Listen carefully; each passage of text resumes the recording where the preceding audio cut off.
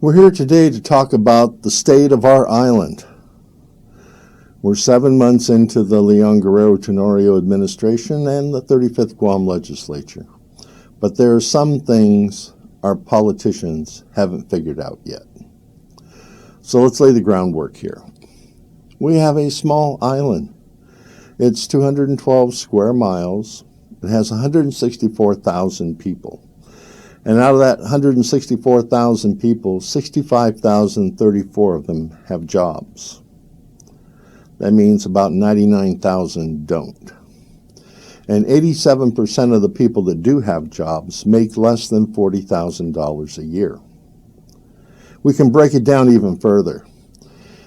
Let's break it down by households. According to Government of Guam, there are 44,662 households on Guam. And 60% of those households have less than $50,000 combined income from all sources.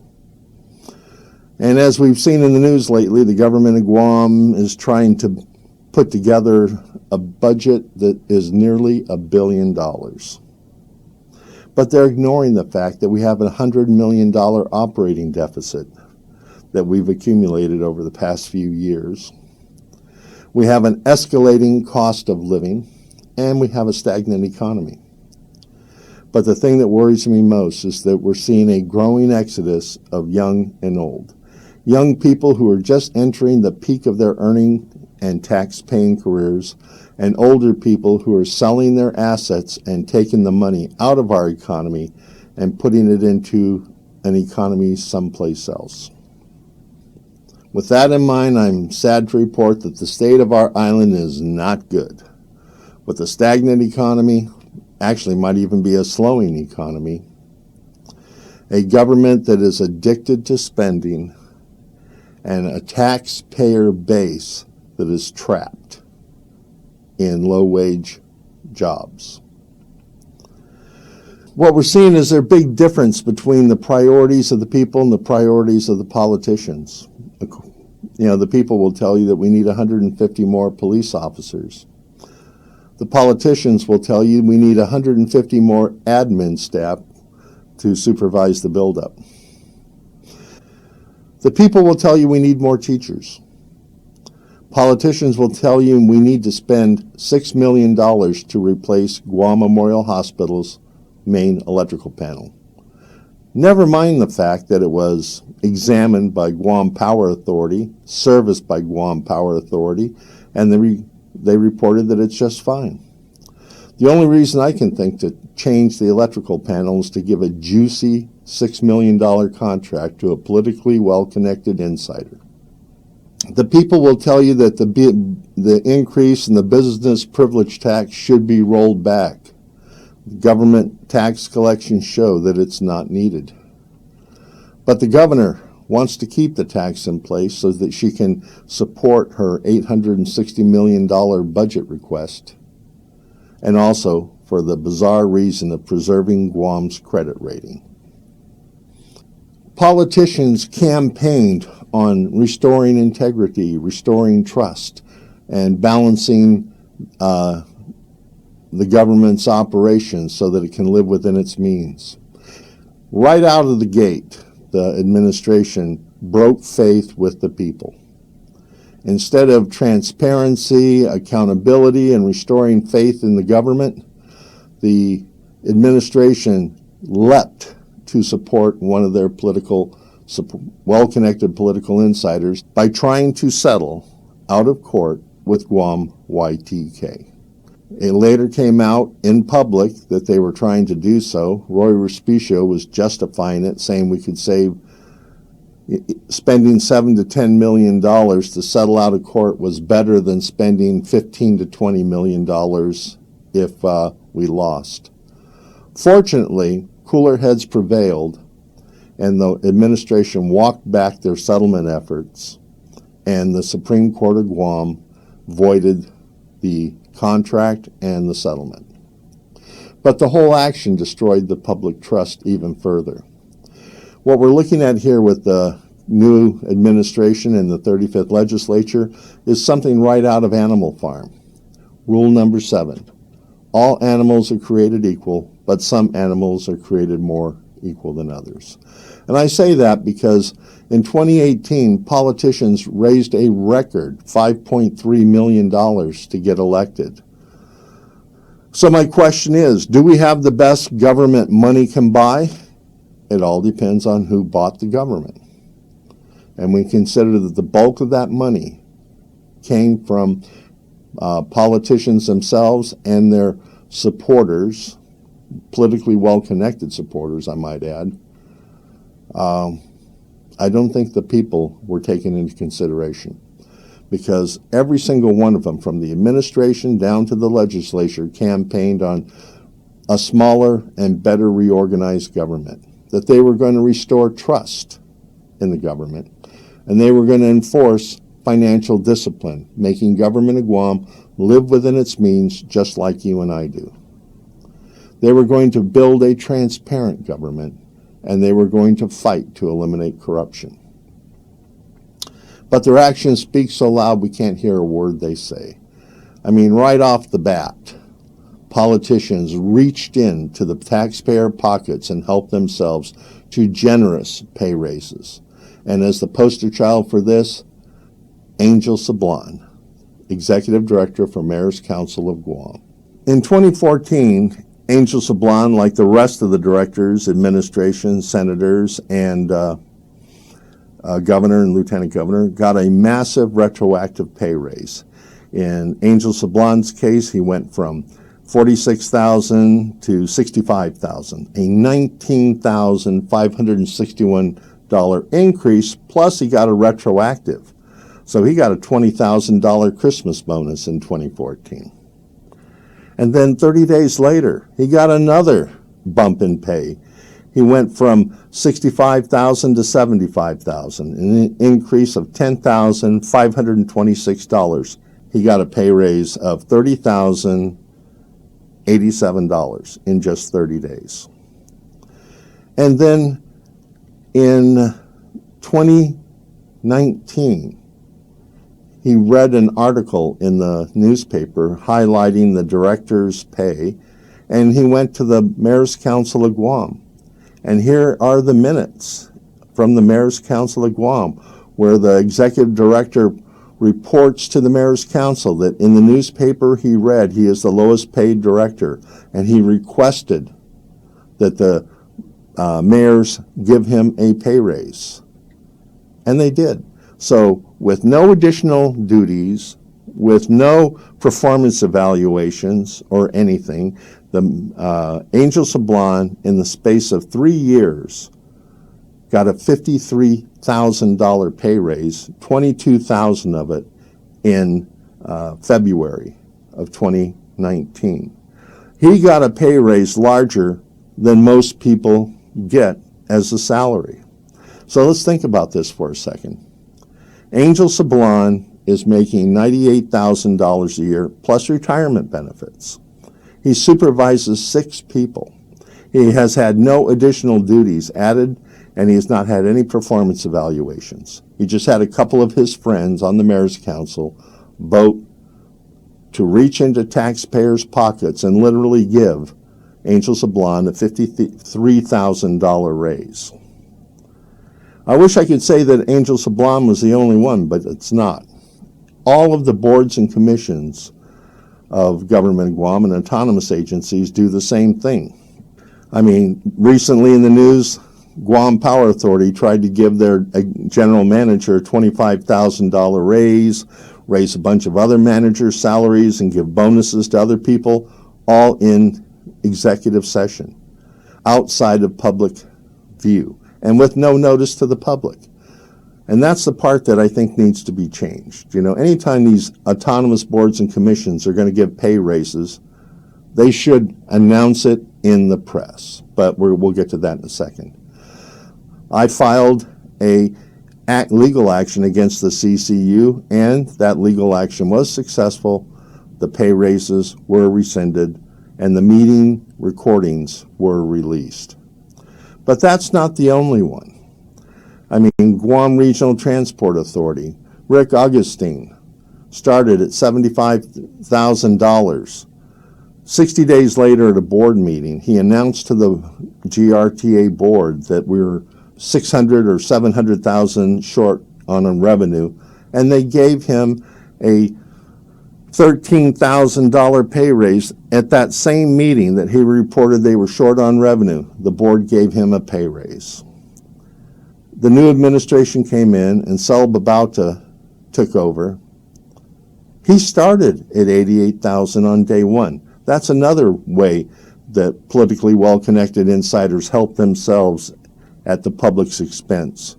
They start where the previous manager left off, and there's no doubt in my mind that by the end of the first term of the Leon-Guerrero Tenorio administration, all of the autonomous agency directors are going to be making over $250,000, even though that's grossly overpaid for the size of their operation. Another example, Roy Respicio started at the same salary that Joanne Brown ended at, $169,968. Joanne Brown took years and evaluations to get to the 169 level. Roy Respicio started there on day one. Tom Atta is another example.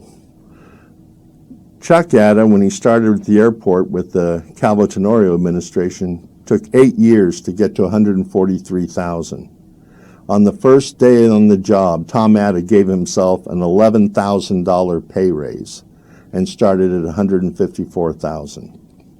That's why I am in favor of the bill introduced by Senator Clint Rigel that requires any changes in compensation for executives in the autonomous agencies have to be submitted to the legislature for review.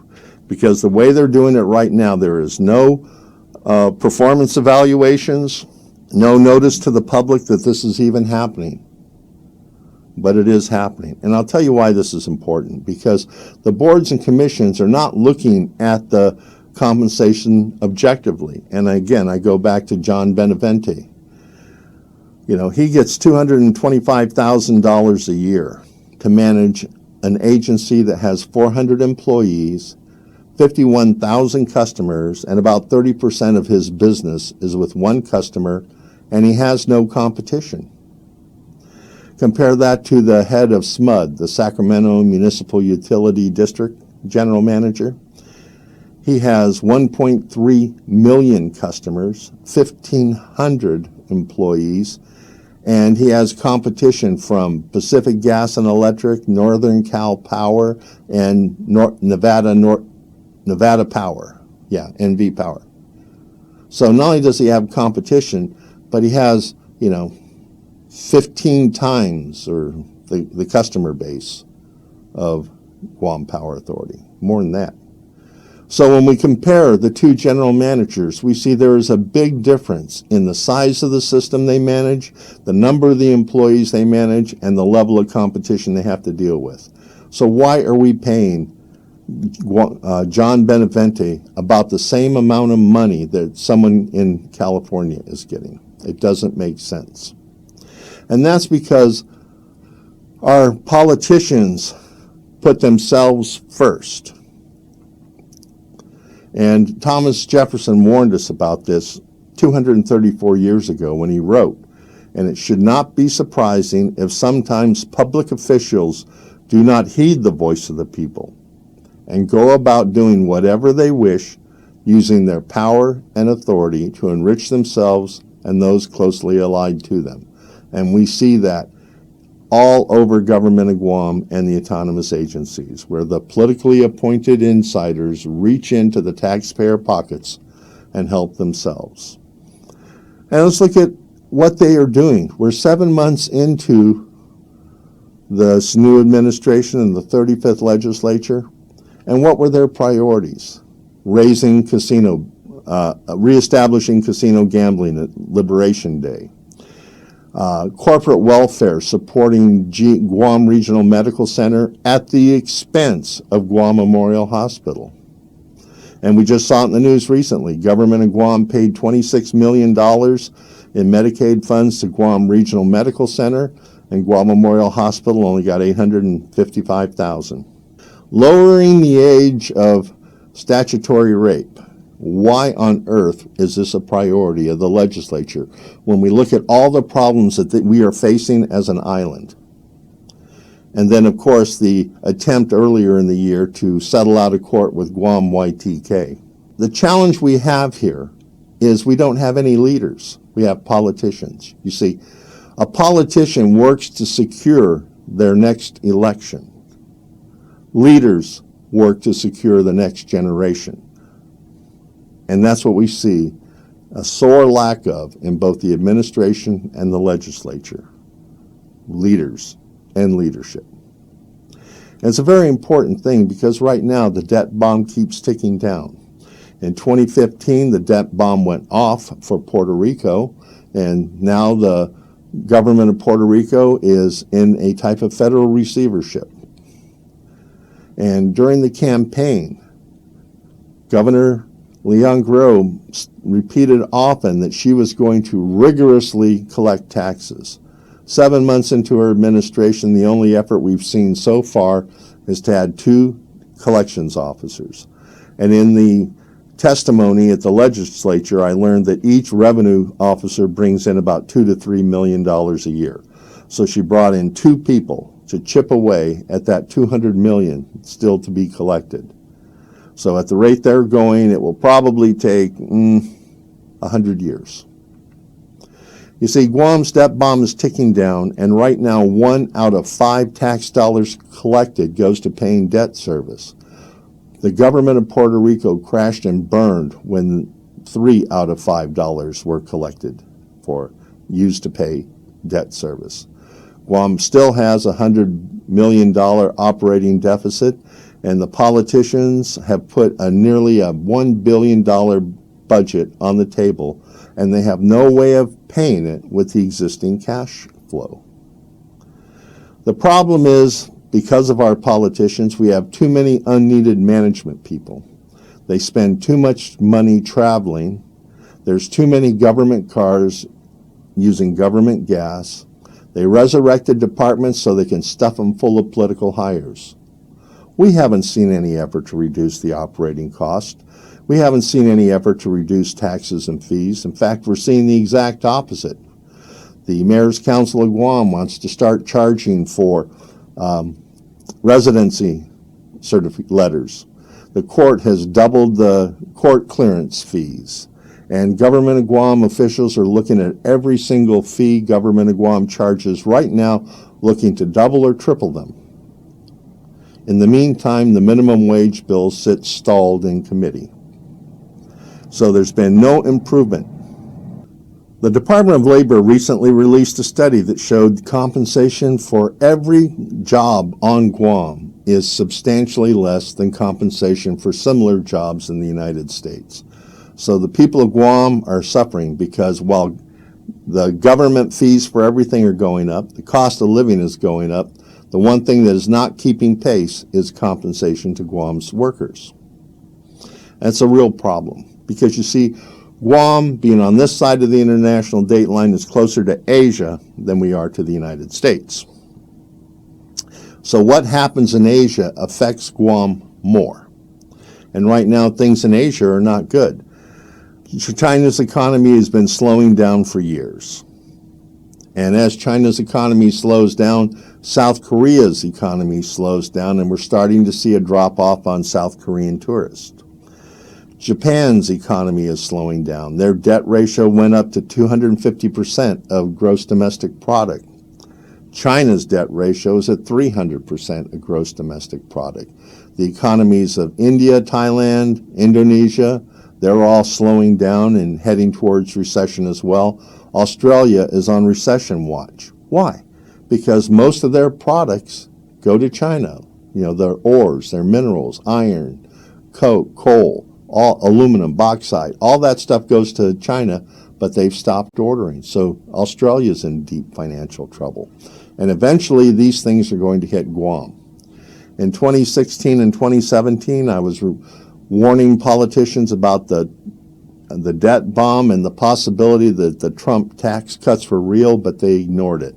And as a result, the citizens of Guam had to pay the price of their inaction, lack of preparation with the increase in the fuel tax and the business privilege tax. Well, there's other shoes about ready to drop. If recession hits Asia, our tourism drops, and tourism is one-third of our economy. Right now, the Trump administration is looking at budget cuts to offset the drop in revenue caused by the tax cuts. Well, which programs do you think are going to get cut? Programs funded in Texas that have 2 senators and 36 members in the House of Representatives, or programs on Guam, where we have no senators and no voting delegate in the House of Representatives.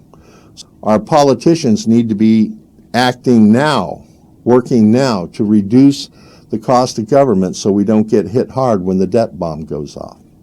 But they're not doing it.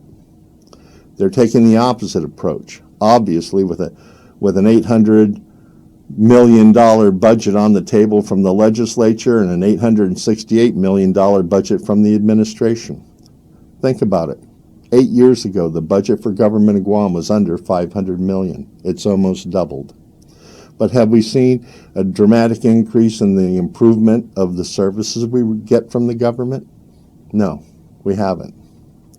What we see right now is the people of Guam are carrying an excessive debt burden. Right now, we're carrying a debt burden of nearly $30,000 per person. But children don't pay. They're still in school. So if we look at the debt burden per household, the debt burden per household is $107,000 and rising. We just passed a $30 billion bond bill. As the programs get cut at the federal level, the local government has to make up the difference. And we consider that right now, $503 million is coming from the federal government for various programs. We need to be worried. I wish I could say that was the biggest problem, but it's not. The debt bomb isn't the only problem we face here on Guam. We have a healthcare bomb that's ticking down as well. Chronic disease rates of cancer, diabetes, strokes, hypertension are all going up. But the capacity of our healthcare system is slowly collapsing as the government diverts funds away from our public healthcare system to private enterprise. Because we have a lack of medical coverage on this island. Healthcare coverage is not a mandatory requirement here on Guam like it is in Hawaii. In Hawaii, 93% of the people have health care coverage. In Guam, only 25% of the people have health care coverage. On the campaign, our politicians promised they would appoint competent GMH staff. They would fully fund GMH. They would improve the public health care system across the board and protect our senior citizens. Since those days, we've seen government of Guam put 2 hospitals on life support. I mean, I don't understand why GRMC opened up, because if one hospital couldn't survive because of lack of coverage, what made the owners of Guam Regional Medical Center think they would do any better?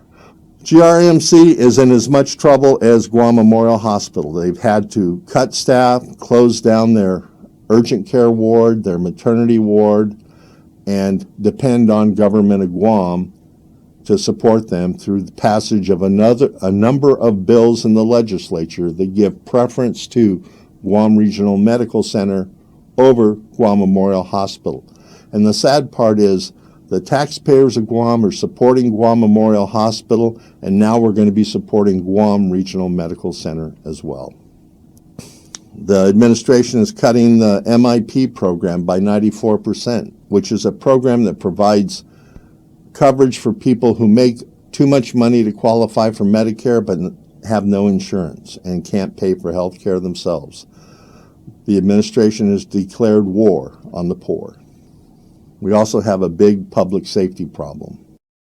We have a growing meth epidemic that is driving our crime rate upwards. Our court system is dysfunctional and people no longer feel safe in their home. But all the politicians campaigned on making public safety a priority. They were going to be tough on crime, and they were going to fully fund police and fire, and make sure the citizens of Guam feel safe. But the court is a revolving door for criminals. They walk in, they walk out. And that is a dysfunction of both the court and the Attorney General's office, because the Attorney General's office is more concerned about convictions and plea deals than they are about putting criminals behind bars. We see it in white-collar crime with Prestige Autos owners who got a slap on the wrist for stealing identities and using those identities to forge documents to sell cars in China. We see it when relatives of politically well-connected insiders, like the sister of Josh Tenorio, can threaten to murder somebody and all she gets is a misdemeanor slap equal to a parking ticket. And then we look at the DOC guards that we count on to keep us safe from the prison population selling drugs and contraband in prison, and they all get misdemeanors. They could apply for their jobs back tomorrow, and they would be considered. What we need to do is we need to strengthen our criminal justice system, because insanity is doing the same thing over and over again, expecting different results, and we can't afford to do that any longer. As we were warned 234 years ago about the problem of politicians and their well-connected insiders, we were also given advice to the solution. And Thomas Jefferson again told us there is only one force in the nation that can be depended upon to keep the government pure and the governors honest, and that is the people themselves. I mean, if we can't trust our politicians to keep their promises, we need to elect better politicians. But we also need to exercise our rights as citizens. This country started with a voter initiative. Here is the first voter initiative, the Declaration of Independence. This presentation is a first draft of the voter initiative program that we are proposing for the 2020 election, starting with election reform. If we're going to elect better people to the legislature, we have to remove the roadblocks that stop them from wanting to run. The first roadblock is the primary election. The primary election, as written in the law, is designed to help the Republican and the Democratic parties select candidates to run for office. But it makes it, the way the system is created, it makes it impossible for independent candidates to run. So we're going to propose eliminating the primary election, because once we eliminate the primary election, anybody can run for the legislature. And we'll see a lot of good people run for the legislature, especially if we get the second initiative passed, which is a part-time legislature. One of the main reasons good people don't want to run for the legislature is they have successful businesses or successful careers. And they can't afford to take 2 years off to serve the people. But they could take 2 months off. And that's what happens in 41 states. 41 states, the representatives are part-time. They come in 1 month or 2 months a year or 2 months every other year to do the people's business. And by being part-time, it keeps them in touch with the people, because they're only in that political bubble for 60 days a year. The rest of the time, they're out there doing their jobs, running their businesses. And a part-time legislature with people who come to serve instead of coming for a paycheck will be more representative of the people. The third election reform is we need to go back to 21 senators. The smaller number of senators makes each senator more powerful. I mean, when you have a senator that chairs 3 or 4 committees, that's a lot of power to put in one seat. It also makes them easier to corrupt. So by having a larger number of senators working on a part-time basis, as Guam had for decades. For decades, we had 21 senators in a part-time legislature. The larger number spreads the work around, and the larger number of senators can tackle more vital issues than we're seeing right now. The second part of our initiative is criminal justice reform. Right now, judges operate in a bubble. They have 10 years from the time they're appointed and confirmed until they stand for retention before the voters.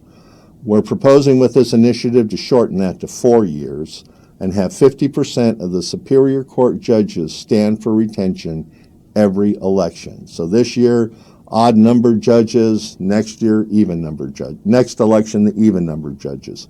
By reducing the retention to 4 years, judges will be held, it'll be easier to hold judges accountable for their decisions. For the Supreme Court judges, we would have one judge every election. We have 3 Supreme Court judges, so every year one Supreme Court judge would go up for retention. And the second part of our criminal justice reform initiative would be to change the way we elect the Attorney General. Have the Attorney General be appointed by the governor. I mean, the Attorney General represents government of Guam, but let's elect a public prosecutor. A public prosecutor will be in charge of putting criminals in jail, not making plea deals. And the public prosecutor will be responsible to the people of Guam. The third initiative will be the Corrupt Practices Act, because we cannot depend on the government to investigate itself.